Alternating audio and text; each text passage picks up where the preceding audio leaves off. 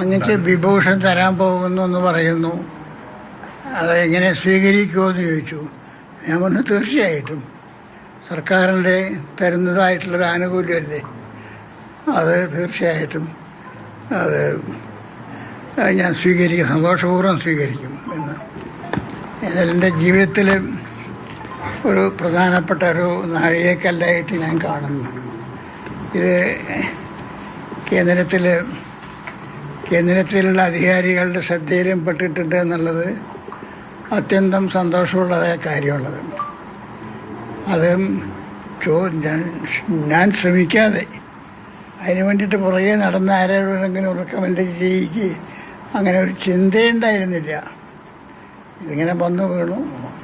ദൈവഹിതം അത് വിനയപൂർവ്വം സ്വീകരിക്കുന്നു. പൊതുരംഗത്തെ സേവനങ്ങൾ കണക്കിലെടുത്തുകൊണ്ടാണ് ഡയറക്ടർ ജനറൽ ആണ് രാജേട്ടനോട് വിളിച്ച് ചോദിച്ചത് ഇങ്ങനെയുണ്ട്. എനിക്കതറിയില്ലായിരുന്നു. പൊതുരംഗത്തെ മികച്ച സേവനങ്ങൾ കണക്കിലെടുത്തുകൊണ്ടാണ് ഇങ്ങനെ ഒരു ആയിരിക്കണം, അല്ലാതെ വേറെ ഒരു കാരണം കാണുന്നില്ല.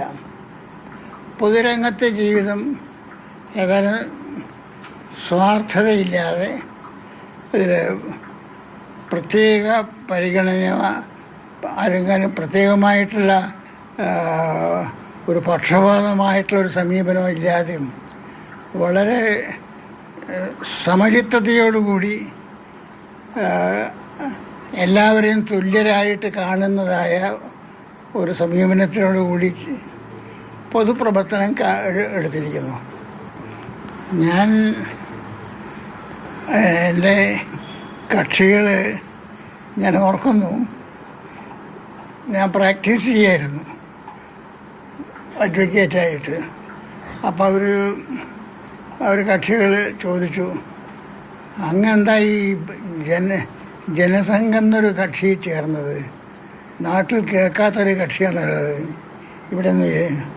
അങ്ങ് താല്പര്യമാണെങ്കിൽ ഞങ്ങൾ മറ്റേ കോൺഗ്രസിൻ്റെ കമ്മ്യൂണിസ്റ്റ് പാർട്ടിയുടെയൊക്കെ ഉന്നത നേതാക്കന്മാരെ അറിയാം, അവരിൽ നിന്ന് ഏത് സ്ഥാനം വേണമെങ്കിൽ ചോദിച്ചു വാങ്ങാൻ സാധിക്കും. അങ്ങെന്താ അത് ചെയ്തത് ചോദിച്ചു. ഞാൻ പറഞ്ഞു, എനിക്ക്